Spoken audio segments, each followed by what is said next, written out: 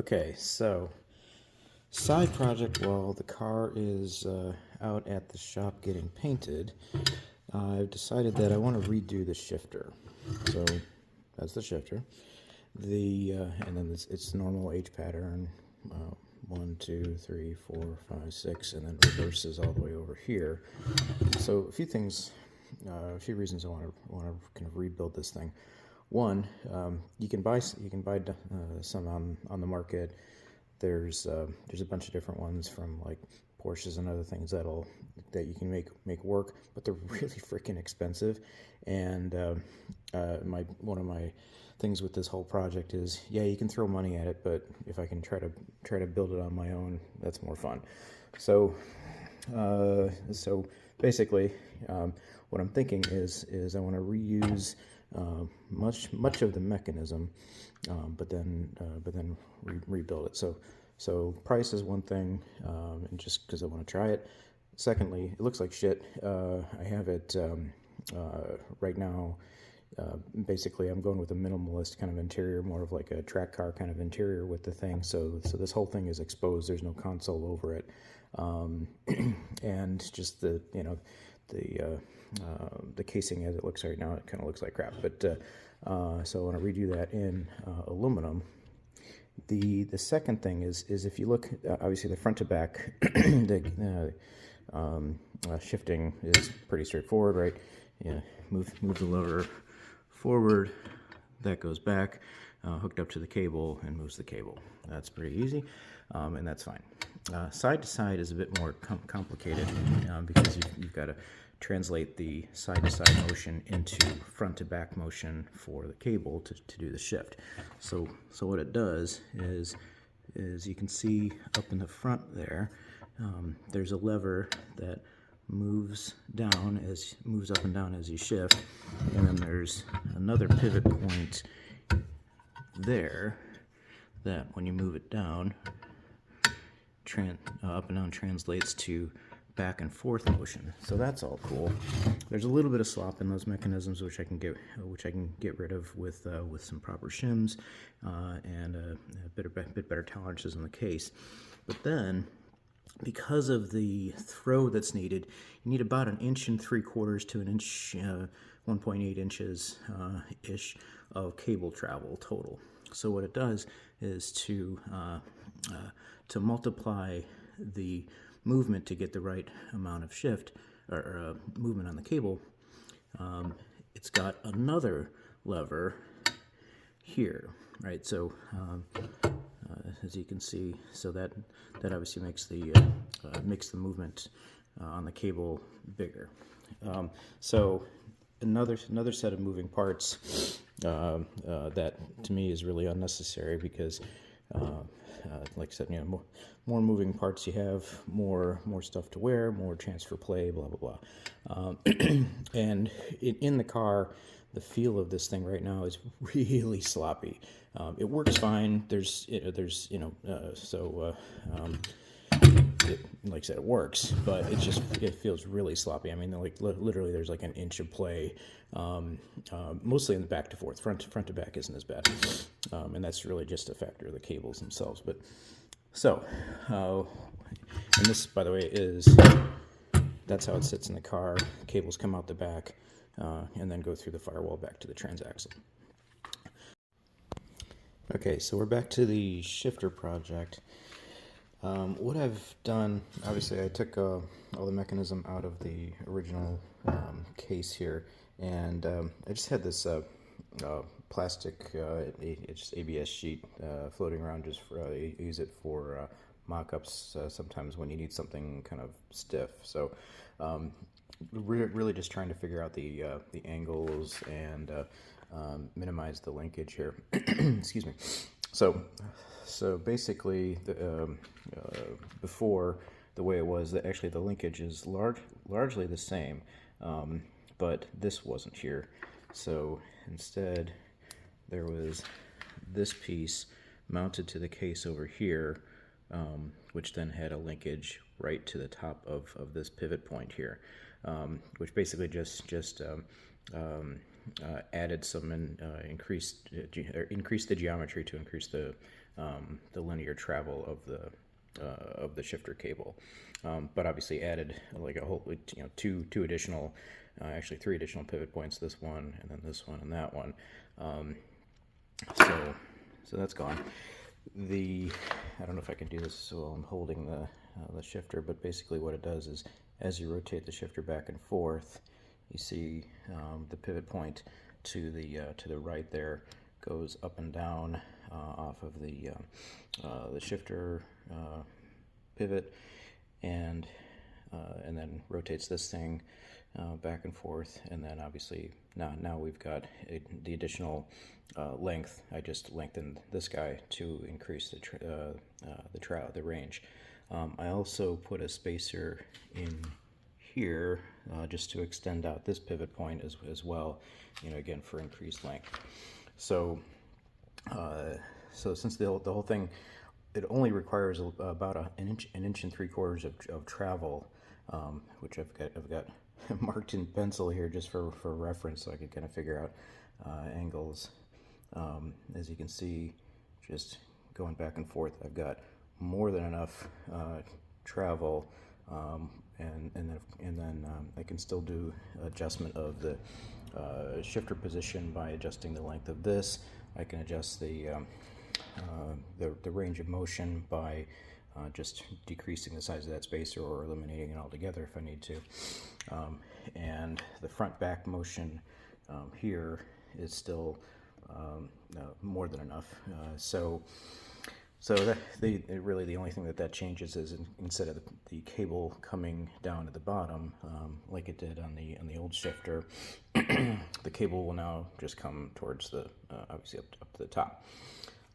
So I've done all the measurements of the case where everything needs to be positioned now based off of this really crude model, and I'm going to now go ahead and cut it out of 1/4 inch aluminum. Alright, so making progress on the shifter. It looks like hell right now because it's just clamped together, but that's okay. So I've just got it set up on this piece of 2x2 aluminum because the center where it mounts to in the car is a piece of 2x2, so just for mocking purposes. So I've got the flanges down here. Everything on here is 1/4 inch aluminum. So these are the mounting flanges, and then the frame, again, all 1/4 inch. So it's all going to be welded together when I'm done with it, but just mocked up with clamps right now. So like I mentioned before, I've got the bearings pressed in for the front and rear of the shaft. Bearings are on this the reverse, or sorry, the gate cable pivot, or whatever the heck you call that thing. I've just got to make a spacer to fit in here once I get it all set. But so front back, obviously that's pretty straightforward, and the side to side motion is it's actually nice and smooth. And I'm getting more than enough travel front to back on that cable, and like I said before, I still got room to adjust the position of the stick as well. So between the adjustments on that mechanism as well as the cable itself, the only thing I've got left to do is, of course, I've got to cut pieces out here, so there's room for the shifter cable here, and then same deal. I'll probably I'm gonna wait till I get it kind of welded together and mocked up, but I'll either notch this out for room for the cable, or I'll just cut a hole here for the cable to pass through. Either way, and then I'm also going to cut, just use a couple hole saws, cut out some material over here and over here just for weight, and probably look cool or whatever, I don't know.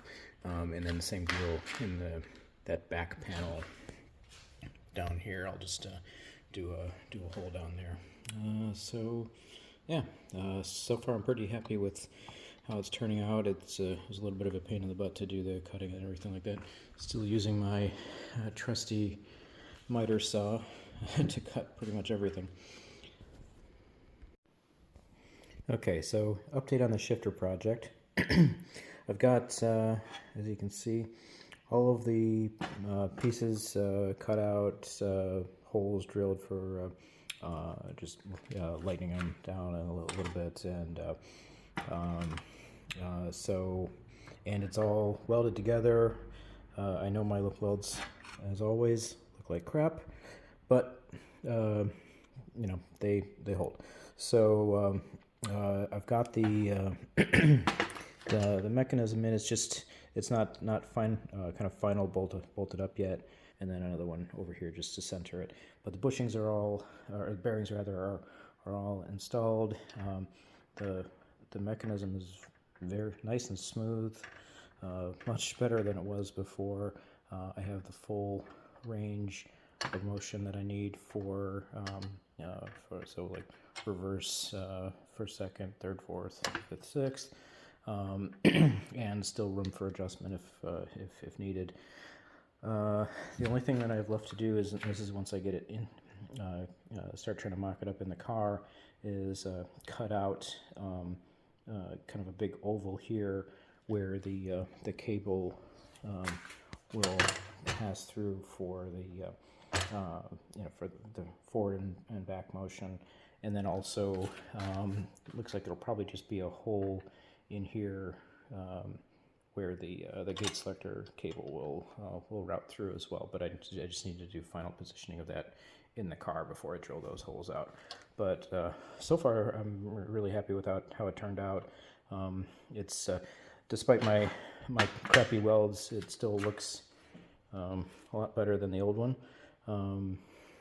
It's weight-wise, I didn't weigh it without the mechanism in, but that's not really what I was kind of going after with this. I might have saved a couple grams or whatever, but who cares for that. The only other thing is, I'm trying to find it. My garage is a complete mess right now because I actually just got the car back today from paint, so there's crap everywhere to make room for it. So this is the one last piece that I need to add. So what this is, it's a spring-loaded. I probably can't push it in with my thumb. It's like a spring-loaded plunger. It's pretty beefy. This is going to be for reverse push through. So you can see right up here when you rotate to the left and right. Obviously that goes up and down, which is what moves the mechanism. But so this plunger here is I'm going to drill a hole through this where this is going to mount, with obviously being able to adjust it up and down for proper position. And then this plunger is going to ride right on there. I kind of tested it out just to get the feel. So basically what that'll do is once you go to first, second, and then try to move it over into reverse, it's just going to be a resistance that you push through to get it into reverse. Okay, well, disregard the fact that my interior is pretty well gone. I just wanted to give a final update on the shifter project. It's done. So of course the seats and stuff aren't in here yet, so it'll look a little bit better. But so I've got the shifter itself is mounted. Obviously, the cable retainer is in mounted as well. So the as you can see, the mechanism actually is making sure I tightened everything. I got to go through it one more time and just make sure everything is I've got final torques and everything. But so the mechanism works between the gates, and I've also got, this is my reverse. It's a push through, so it's the plunger in there that you can barely see. So when you get it over into, this is the first stick in, Oops. Sorry, it's kind of hard to shift from sitting inside the car. Okay, here we go. First, second, third, fourth, fifth, sixth, and you push it over to the first gate, and then there's a little bit of tension. You have to get it past to go back into reverse. So that's just enough where when you're driving, you can feel it. And then you push it over and go reverse to keep you from accidentally hitting reverse when you're trying to hit second. So I'm actually pretty happy with the feel. There's a little bit of slop, which you expect in a cable shifter, but much less than it had before.